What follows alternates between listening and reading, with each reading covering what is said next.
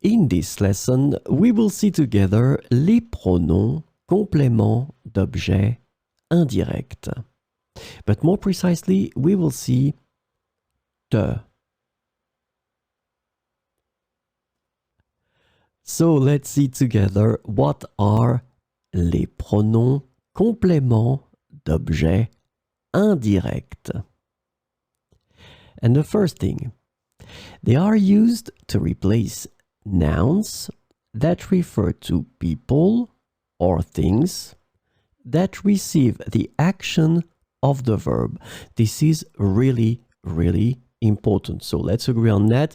These nouns that they will replace will receive the action of the verb in the sentence.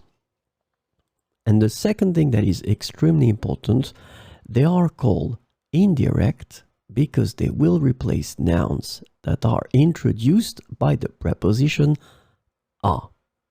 So these nouns that they will replace receive the action of the verb and are introduced by the preposition a.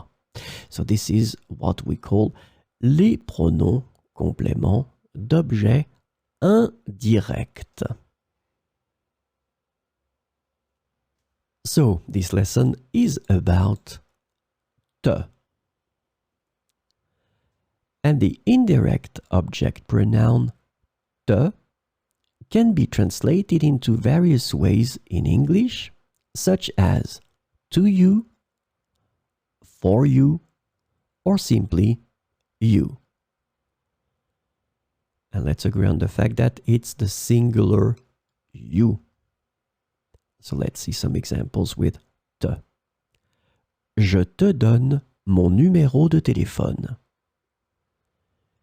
Je te donne mon numéro de téléphone. Pourquoi est-ce que je te raconte cela? Pourquoi est-ce que je te raconte cela?